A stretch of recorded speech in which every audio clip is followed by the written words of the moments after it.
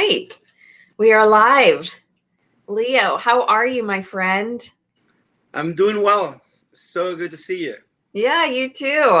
We go way back to 2006 is Mm-hmm. around that time when we first met. Correct. Yeah, it was in the Clearwater area, Dunedin area. Yeah, the Palm Harbor YMCA. We used to swim, and I always tried to catch you, but never could. Only on the 25 yards, though. That's it. I was just a few years fresh out of college, so I was Uh, trying to hold on to what I had. that explains everything. And new into triathlon in training for my first Ironman as well. So you know how that goes. Well, it's good to have you as a swimming partner. Those were really good times. All right. Well, first of all, I just want to thank you so much for taking time out of your busy schedule to speak with me today. You have such a strong love for helping other people, and it really does show. I mean, I posted about this, and people were so quick.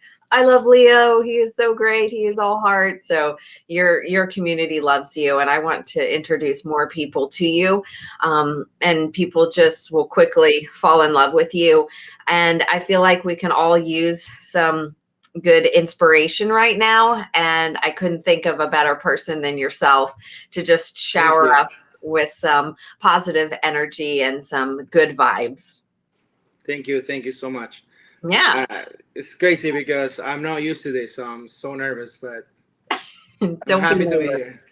Don't be nervous. I want to give the platform to you. You're a good person with a strong voice, and you have done so much good in your community and all over. And people deserve to hear your story. Thank you. Thank Yeah. you. All right. So starting off here, I'm going to take you way back. You are from Venezuela. And I want to know a little bit about what was that like growing up? How did you end up in the United States? And how did this all mold you into who you are today? Okay, so yeah, I grew up in Venezuela. My great grandfather was from Tonga, and then and some reason my great grandfather moved to Brazil, and then my dad from Brazil moved to Venezuela. I met my mom. Then, um, so I grew up in Venezuela. Yeah, and I grew up in a really poor place where, in the beginning, the first house that I can remember when I was little. Well, first of all, my mom couldn't have me when I was really young because she needed to work, and my brother was older, so she could take him with her to work and hide him under the table or somewhere. And I was in foster care for a little bit. Like, I was somebody was taking care of me here, somebody was taking care of me there. It was very dramatic. Like, it was like, why? What am I doing here? With these strangers. Um, but yeah, then eventually we got well, okay. So our house was the walls were drywall, were like plywood. The walls of our house, and this ceiling, the roof was just corrugated zinc. So every time the rain hit, it was so like loud and crazy, and so I always had that fear for water, and I didn't know.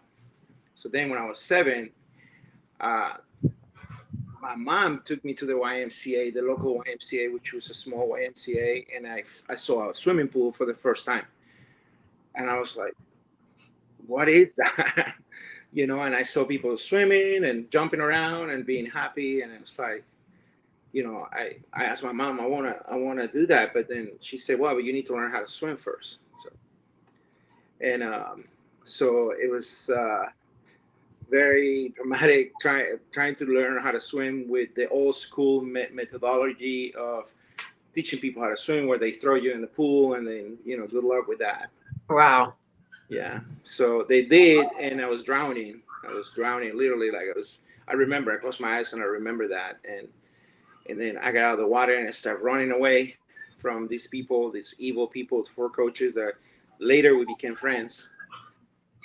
And then I remember holding into the showers of that locker room in the YMCA and screaming, and they pulled me out and they threw me back again in the pool. and then I was drowning again. I was like, nothing's gonna change. I haven't learned anything. Yeah. Oh my goodness. How So traumatic. yeah, so they gave me the pole, the cleaning pole with and then and I was trying to grab that, and it hit my face so many times that I passed out. And then I woke up later, and then I never wanted to see a pool like ever again. Wow.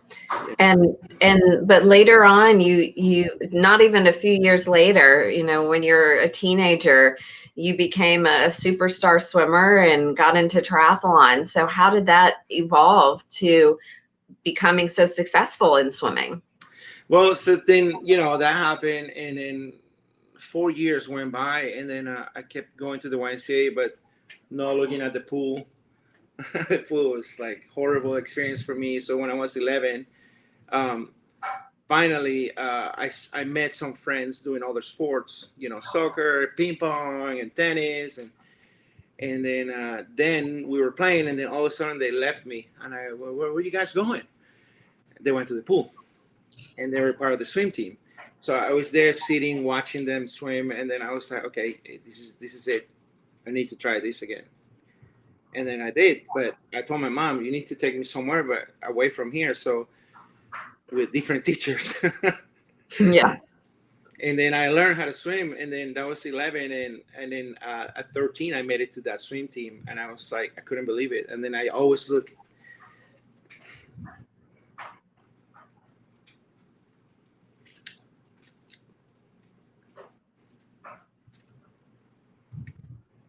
It's hard to go back to these stories. I look at that bench when I was sitting. It was empty because I was Wow. swimming. Yeah.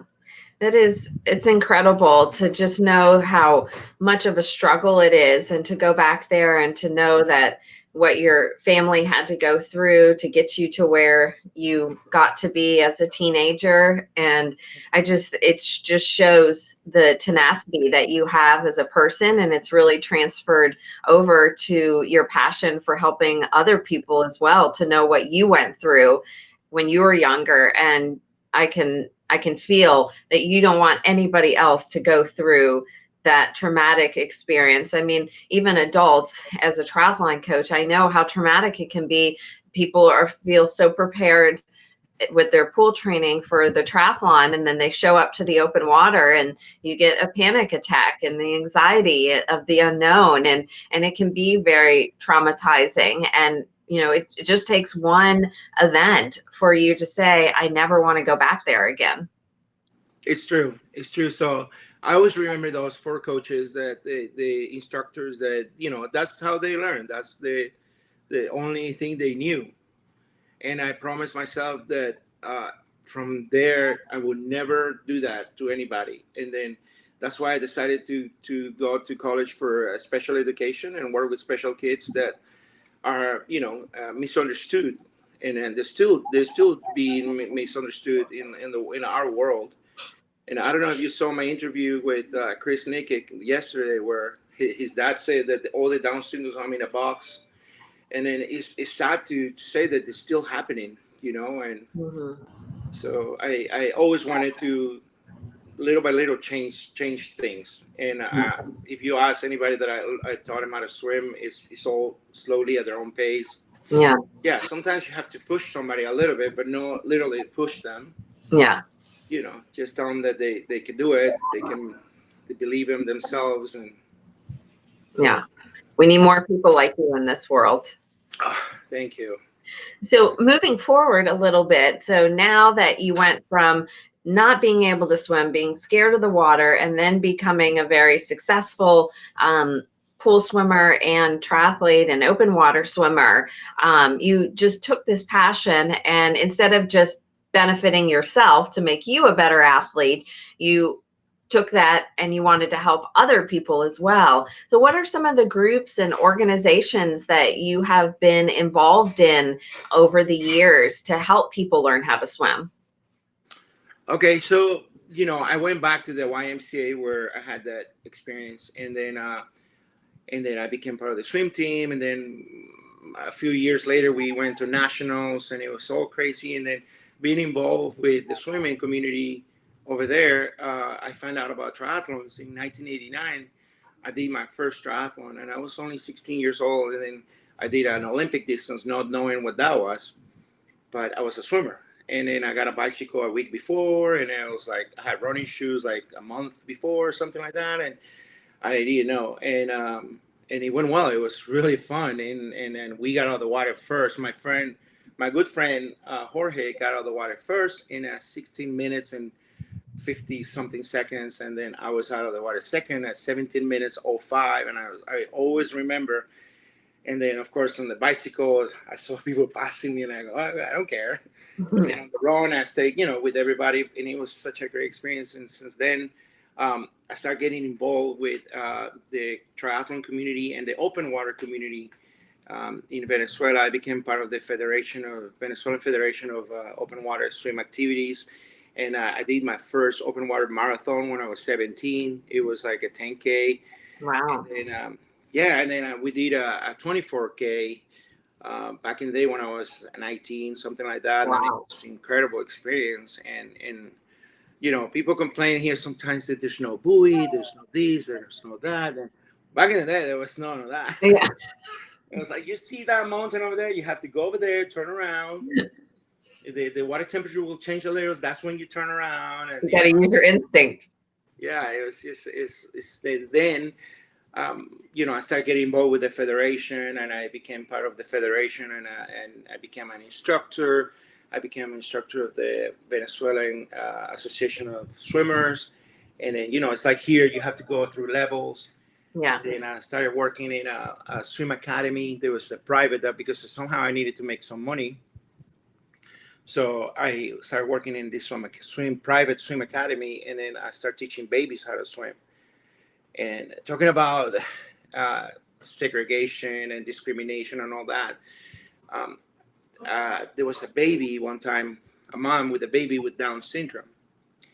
And I was already thinking about my career as a special education teacher. And I invited her to come, and she got in the water with the baby. And then as soon as she got out of the water, all the other babies with their moms got out of the water. Mm. And then I turned around and I was like, what are you guys doing? No, if that baby's there, we're out. Because I don't want my baby getting what he has. So I was like, what do you mean? There's nothing wrong with this baby. Look at him. Look at the smile. So that was my hour. So whatever was happening in the hour, it was my revenue, and I didn't care. I was like, you know what? This is my hour, and it's going to be one. And I told the mom, if you have another Down syndrome, bring him over, and then we'll just do Down syndrome hour, I guess.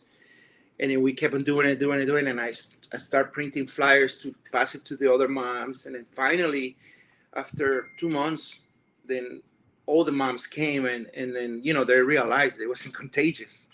It's so crazy. Right. Yeah. Well, the nonsense. Yeah. Misinformation. Not being well educated about it, and having assumptions and stereotypes. It can be so tough. Yeah. So, but then at the end, it was so nice because everybody was passing babies and, going under the water. And it's a beautiful, the end of that story was really nice. It was very fulfilling. That's great. Yeah. And what other organizations are out there for, new swimmers? Well, here there's a few, and there's a lot of private places, and there's like my friend. I have friends that they have their own schools. Like Brooke Bennett has her own school. My friend Christine and Claire Thompson and Pacha, because now they're married, so I can't say that they were single last name. They have their own schools, and they teach babies. They teach, and it's incredible. And I don't know any public, like the YMCA used to have programs, or they still do, but I'm not familiar with them right now. And then the Special Olympics, I used to coach for the Special Olympics, which was God. Another one. Yeah, it must be feeding time. All right. Yeah. So can you kind of briefly touched on it, but what are some of the barriers and the hurdles that minorities, yourself has experienced as well, but when it comes to learning how to swim or even just accessing a pool for swimming? Yeah. Well, since we were doing these, I started reading a little bit more. And for example, in Venezuela, it was mostly the social level that it was kind of like the access to a pool was really, really, really hard. It still is. Like that swim academy where I told you that I used to work, that anybody from low income couldn't afford to go there, and the YMCA didn't, unfortunately, didn't have the programs back then that we offer at those pools, and that's when I decided to do my own thing and go to places and teach people how to swim in the open water. And then I used to go to the orphanage in another city. They had a pool, and then I fixed the pool, and then I started teaching how to special kids how to swim that they're abandoned. And then I work in a preschool also for a little bit, teaching kids how to swim. So my goal was to teach those kids that didn't have access to anything, to teach them how to swim. And then with the YMCA where I grew up, I designed a program with another friend who was a social worker. We designed a program for street children, and the first thing we offered was swim lessons, and then it grew to teach them how to read, and then it grew to teach them how to learn a skill, that they can use later for in their lives instead of doing drugs or things like that. And swimming was number one, and then our goal was to teach every kid how to swim, and it was completely free. It was financed by the YMCA of USA in Chicago, in the international division, and that's how the relationship with the YMCA started here in the US. Wow. Yeah, swimming is such a luxury. It's not an easy sport to have access to. There's pools that are privately owned and you need a membership, and then even for the public pools, just lack of resources and availability and the need and these neighborhoods. Where the pools are located, it can really prevent a lot of people who may like to swim and not be able to swim, but it also may cause a lot of people to never have the opportunity to swim. Yeah, and then that's what I forgot to mention. That when I was reading, like the story in the U.S. about swimming pools and the segregation and the limited access to pools for African Americans in this case, it was they were not allowed to. And then later, and I was talking to a friend of mine a minute ago that he was corroborating this story. It was like then um, African American could swim with men, white men, but then if there was a woman, they couldn't swim in that pool. So they were allowed to swim, but then if there's a woman, a white woman, couldn't swim. And so it's so weird and complicated, and I don't want to get into that, but it's part of the U.S. history on segregation and Yeah. all this discrimination that unfortunately is still happening. And but yeah, and in Venezuela it was mostly social, mostly economic. Mhm. You know. Yeah. Wow. Now, you could have stuck to a path of just focusing on swimming and swimmers, but you have been super active in the triathlon community. So, what is it about triathletes or the sport of triathlon that you feel compelled to help triathletes, especially with the swimming component?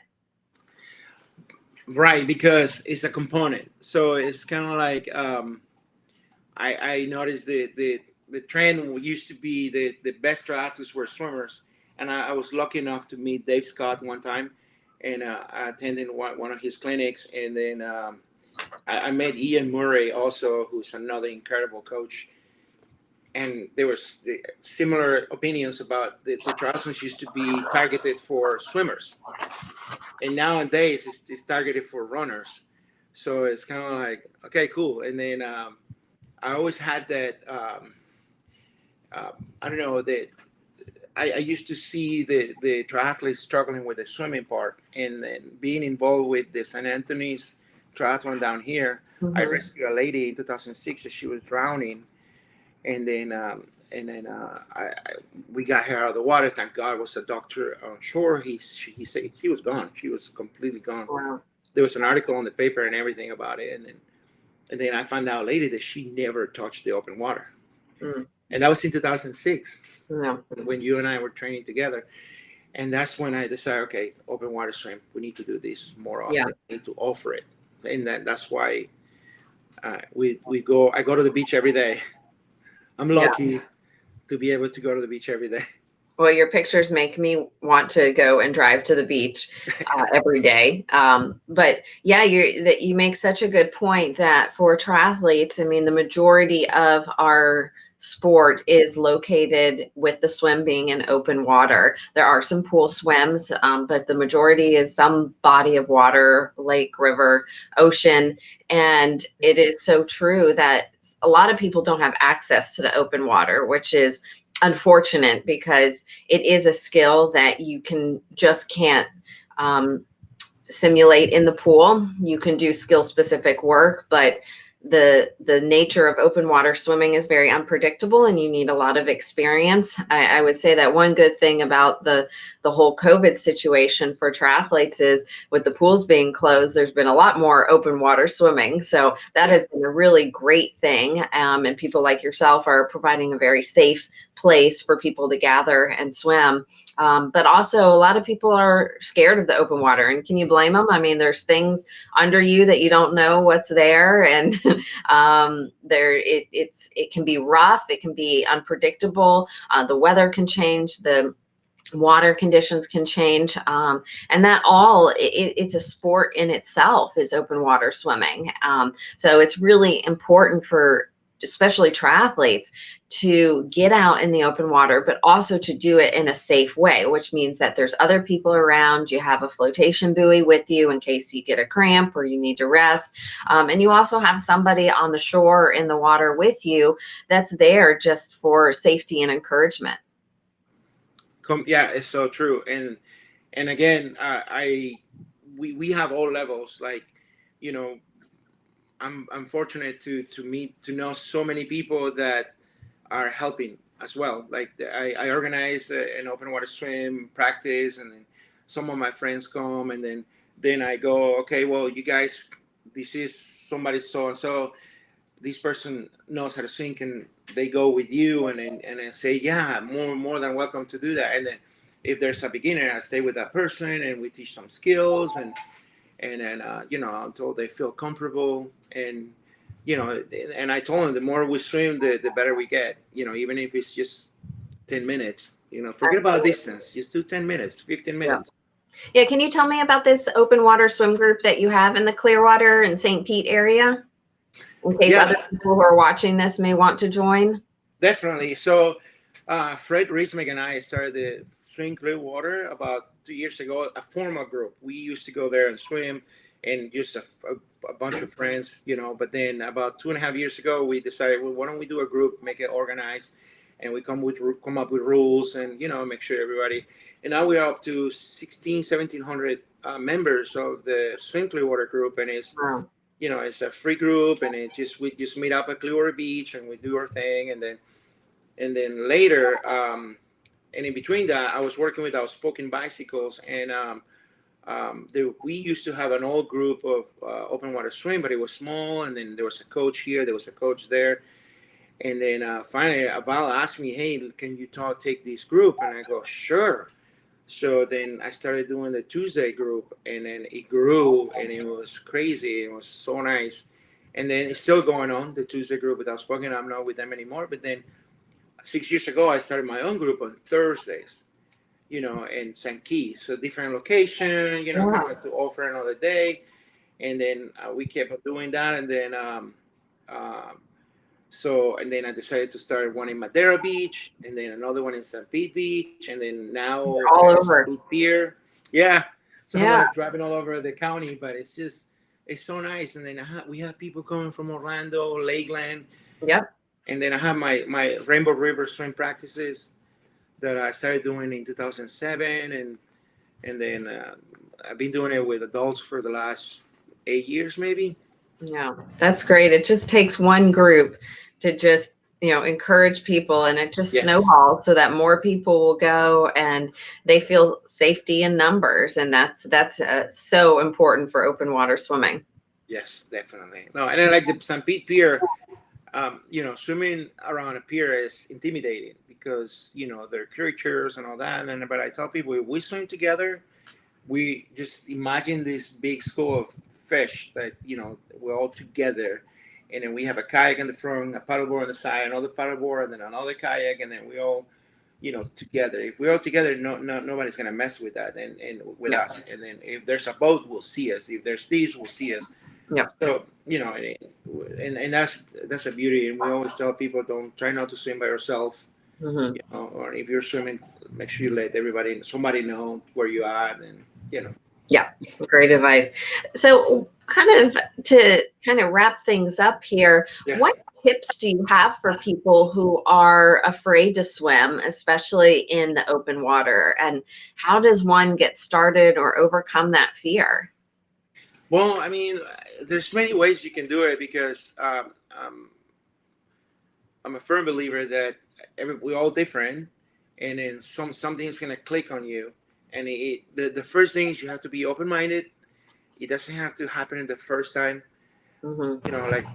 Like look at me. I was sitting in that bench many times until one day I was like, you know what, I'm doing this. I need to do it. And I was only 11, Hmm. and there's people that come to watch the open water, and they leave, and then I say, yeah, I come back again, and next time just go waist deep, and then next time just blow a little. If you have a friend who's a coach, or if you have a friend who's a swimmer, just talk to them, and just make it part of your routine. And when we used to teach babies, we used to tell the moms, try to do this every day, even if it's 10-15 minutes. If you do it every day, your baby will get used to it, and it will be Yeah. part of their routine. And Yeah, I think we live in a society where people want quick fixes. It's so easy to compare. We focus on the highlight reel instead of the behind the scenes moments. But we're all on our own path. And if we keep putting all these barriers or excuses ahead of us, then we're not going to get anywhere. So it's really just about getting out there, and it's not failing if you keep trying. So uh, you do a little bit, and even if you don't swim the first time and you just kind of float around, that's success, and that will give you confidence for the next time. yeah, and that's something that I found, and I'm lucky to be surrounded by so many positive people, because everybody in any of our groups, like including Stephanie helped me start the St. Pete Beach group, and she first of all, she's always smiling, Yep. she's She's always one happy. of our athletes, longtime athletes, and Yeah, she's a great, great human being. very great human. And she is so welcoming. So whoever comes, she's an amazing swimmer. She's like the fastest of all the swimmers that have been swimming with us, and you sometimes don't get that from elite swimmers like her. Elite swimmers have that reputation that slowly is being a little bit going away, but it was like, we're better than you, we're better than everybody. But Or I have to get my own workout in. right. And then, but Mhm. then, like for example, Stephanie, she's so welcoming. And our swim Clearwater, we have elite swimmers that, like, we have the guy who won the Alligator Lighthouse last year, for example. He comes swim Wow. with us, and I saw him like 3 weeks ago, and he was talking to another swimmer who's a beginner, explaining how to do the hand and all that. And I was taking pictures. I was so happy because that guy didn't know who my friend was, Michael. Hmm. And then when I told him later, he was like, "What? Really?" I said, "Yeah." And it's so nice. And you Yeah, know, we there are have nice that, people out there. yeah, and we Yeah. have that really amazing energy. So that really helps, and it's less intimidating. Yeah, absolutely. You got to be around the right people that give you energy and don't take it away from you, and also give you the right instructions. I think that's kind of where it can get a little bit sticky sometimes, because there are so many experts out there, and everybody has their own teaching style and everyone has their own learning style. So if it Right. doesn't click with one person, doesn't mean that you give up on your endeavor. Just find somebody else. Exactly. That's exactly right. Yeah. No, all the coaches are the same. No, all the teachers are the same. Right. You know. Yeah. All right. Well, this has been amazing. I really enjoyed learning so much more about you, and hopefully, other people were able to take away some good pieces of information and now know who you are and all the good things that you are doing. What are some of the projects you have? You're always into something and Yeah. always making a difference. So, what are some of the projects and organizations that you are part of right now? Well, right now I'm part of Stingray.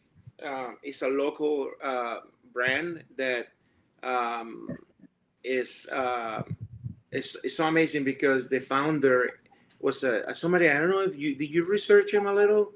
I I haven't mean, yet already, but or haven't yet, but I plan to. okay, so his name is Rich Allen. Yeah, you mentioned that when we were talking earlier. Yes. Yeah, so he was a pro triathlete for 21 years, and he went to the Olympics in 2000 with. That's when he met Brooke Bennett. It was sort of like crazy. And then he did St. Anthony's for 6 years, I think, and he met his current wife there. And then he's from England, and then he finally moved to the U.S.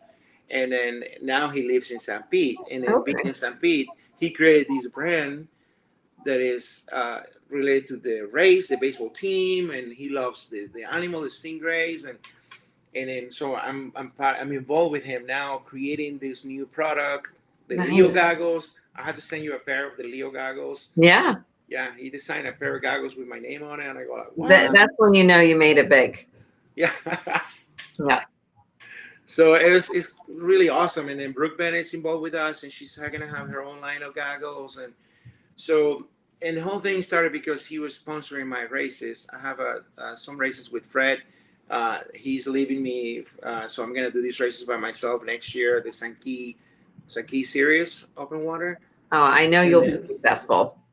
thank you. And then my girlfriend, she started the new Sunshine Swim Series. So I was like, okay, so why don't we ask Sunshine Swim Series to be the sunshine for all the series, all the swims, and we organizing a few different races, including Rainbow River, the Epperson Lagoon that we have here, and a 12-mile swim, swim around Honeymoon Island. Kind of like to offer new challenges to people under one umbrella, and Yeah. keep it friendly, keep it, you can do it, and Yeah. if it's not this year, next year, and things like that. But yeah, I'm really excited about that. Yeah, Yeah. And, even if races don't happen this year, they're going to happen next year and in the future. So we just have to keep training. So we don't want to lose these skills. And there's so many great opportunities right now for us to kind of change things up and yeah, explore different ways to maintain fitness. And who knows, maybe we'll see some more people getting into open water swimming that never did it before. definitely. Yeah. Yes. Where can people follow you or see all the happenings in Leo's world? Well, I mean, I have a small website, it's owsleo.com, that I need to update actually, and but on my Facebook, I think it's just, and then I discovered Instagram a year ago, and it was kind of crazy because I did the Instagram and I didn't know, and I had 2 followers. I don't know, big deal. And then I clicked something, and all of a sudden, 1,050 followers was like bloom from out of nowhere. I go like, You're what is popular. this? I didn't know. So, and, I've been trying to update that and trying to keep everybody involved with swimming, because it's Yeah. one of the things that we can do right now, and it's so easy to keep social distance and Hmm. then swim again. And it's Yeah. it's really nice. It's just I just love it. And like tomorrow, for example, we have I think it's like 15 kids, like around 10 years old, and they're coming to the open water, Oh, and great. we're gonna swim together. We have a paddle board, and like just a half a mile. Oh, that sounds great. Yeah. And So I'm gonna Open Water Swim Leo, OWS Leo on Facebook Yeah, and Instagram. yes. So tomorrow I'm gonna try to keep up with them, because last time I was, oh yeah, I swim with them, and I couldn't keep up. Oh, those kids. I mean, every time I'm in the pool with kids, it's like, you see them on the wall and they get like 10 seconds rest and they're underwater, like having tea parties with their friends, like during their rest breaks. It's like, Yeah, and you're over here like gasping for air. It's like 10 seconds. Oh my gosh. yeah. Yeah. So it's so nice to talk to you, and it's so nice to when I saw it try Marnie for the first time, and Ryan was wearing that, and then I was like, "That's the name of my friend Marnie. Is that?" He said, "Yeah," and I was like, "Oh my goodness," because you were always so like organized. So like when we were swimming, you Matt Hess used to be our coach, Yeah. and then sometimes he will say, "Oh no," and then you go, "No, you say 5 400s, we're doing 5 400s. This is the interval." And I've That been looking hasn't, at you like, "Oh no." that hasn't changed. You can ask my husband, Corel. Yeah, and then I remember when you met him, and then when you moved, and I was like, "Wow!" And then when I first saw Try Marnie, I was so happy. And then you can ask you athletes every time I say, "Oh, I know her. We used to swim together." So, Oh, well, people have the same things to say about you, and I'm so happy with all your success. And just keep doing what you're doing, and people are going to follow. And hopefully, we can, show people that. I mean, I've been a lifelong swimmer, so I have that as an advantage. In the sport of triathlon, but I also think that swimming is just such a great sport. It's a great stress relief. It is a great opportunity to connect with nature or to be outside, or, I mean, there's this feeling of being weightless that you just can't get anywhere else. So if anybody is just thinking about swimming, just literally take the dip, because I do think that it is such a good sport for mind, body, and soul. definitely, and then it's something where at the end everybody comes to swim. Like Yeah. when the runner retires, they go swim. When the cyclist retire, they go swim. Yeah. When the body lifter retires, they go swim because it's everything. It's a great sport. It's so much fun, except for cold water. I don't like cold water. Because you don't have body fat. I did my time of high school and college swimming. So my time of, competition pool temperature water is behind me. And now I like nice and warmish water. Not too warm. Not too warm now. No. No. Yeah. But well, thank you so much Thank for you. your time. Is there anything else that you'd like to share, or No, I mean, we could be here for hours talking about stories and I can amazing talk things, about swimming and things forever? and people, the amazing people that we meet through the years, doing this, and how history has been changing the sport, and how technology has been changing the sport and nutrition and all that, and then, you have to keep updated and hire coaches like yourself that are every day studying and Yeah. learning better things for the athletes. You gotta evolve. Yeah, Yeah, if you don't absolutely. right, if you don't evolve, then you can't be like those four instructors that tried to kill me when I was 7. Yes. I'll But never push an athlete in the pool. Yeah. yeah, yeah, Well, thank you so much, Leo, for your time, and have a great weekend. I hope the swim clinic and workouts go well with your swimmers, and I'll talk to you soon. thank you. Yes, I hope to see you soon. All Maybe you right. can be my guest for my conversations. Oh, I Yeah. love that. Thank you. What an honor. All All right. right. Take care. See ya. Bye, guys.